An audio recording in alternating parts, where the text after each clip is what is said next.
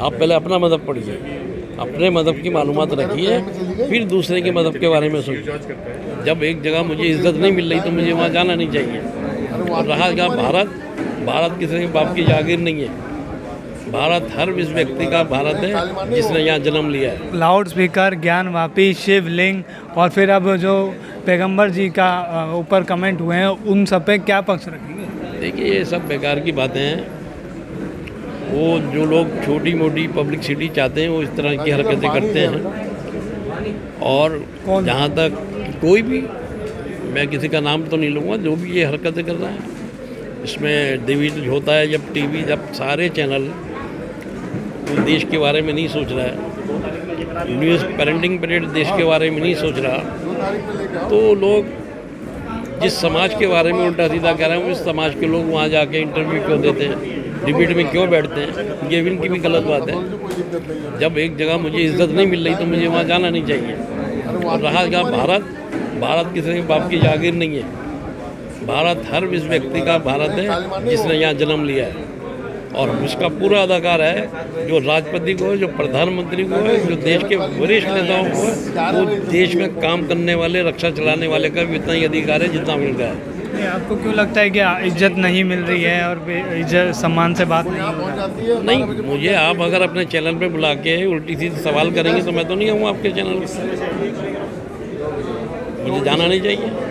अगर मैं जा रहा हूँ तो इसका मतलब मेरा कोई ज़मीर नहीं है, मेरा कोई अपनी वैल्यू नहीं है। अगर आपके चैनल आप मुझे बुला के और मेरी समाज के बारे में उल्टी सीधी बात करेंगे तो मैं क्यों आऊँगा आपको? अच्छा, ओवैसी पे भी एफआईआर की बात हो गई है कि अब ओवैसी जी पे भी एफआईआर हो रही है, नुपुर शर्मा पे भी हो रही है। आप लोग इस तरह देखते हैं कि ये एफआईआर खेलना सही है या इससे ऊपर की राजनीति होनी चाहिए? देखिए, जहाँ तक हमारे मज़हब पैगंबर का ताल्लुक़ है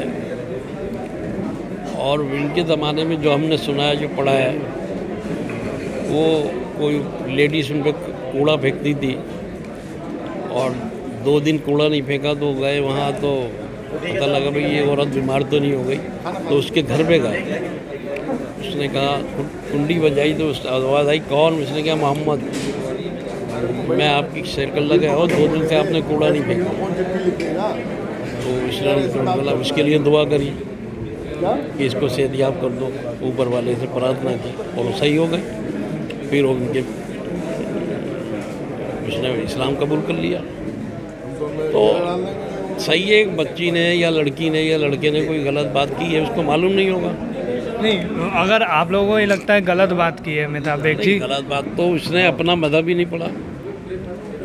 क्या रामचंद्र जी की शादी छोटी उम्र में सीता से नहीं हुई? लक्ष्मण की शादी छोटी उम्र में नहीं हुई?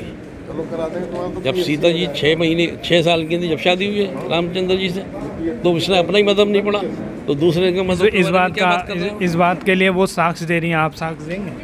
बिल्कुल देंगे भाई। आप दूसरे के मज़हब के बारे में जब बोलिए, जब इसकी मालूमात हो आपको, आप पहले अपना मज़हब पढ़िए, अपने मज़हब की मालूमात रखिए, फिर दूसरे के मज़हब के बारे में सोचिए।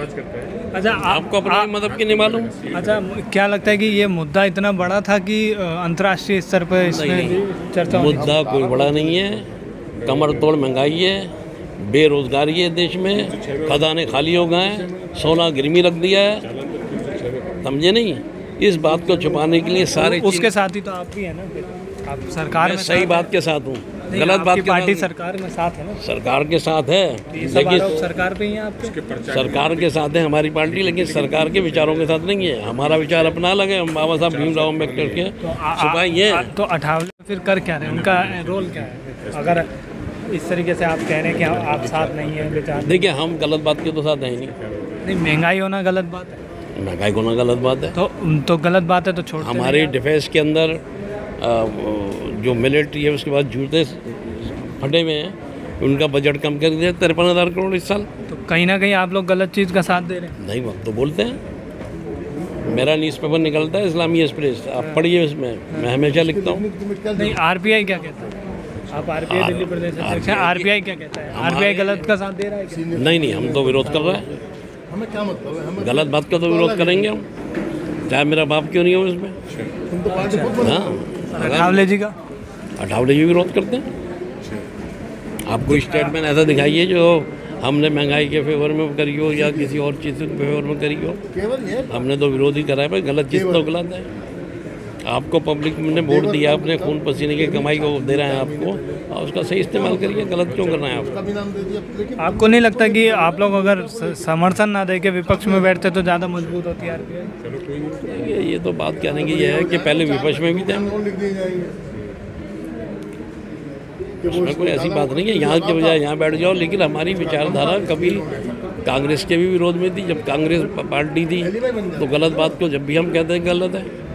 अब हम एनडीए के साथ हैं, लेकिन एनडीए जहाँ गलत बात करता है तो हम उसका विरोध करते हैं, भाई ये गलत है। अच्छा, आप ये लोग, तो हमारा अधिकार है। आप लोग बाबा साहब की पार्टी हैं और संविधान को मानने वाली पार्टी है। संविधान बनाने वाले भी हम हैं, मानने वाले भी हम हैं। क्या लगता है कि देश में जो इस वक्त सरकार है संविधान का कहीं ना कहीं गलत इस्तेमाल कर रही है? देखिए, ऐसा होता है, हर पार्टी की अपनी विचारधारा होती है कि हम सत्ता में आएंगे तो इस पे काम करेंगे, है नहीं। और अब वो अपने एजेंडे पे काम कर रहे हैं और हम अपने एजेंडे पे काम कर रहे हैं।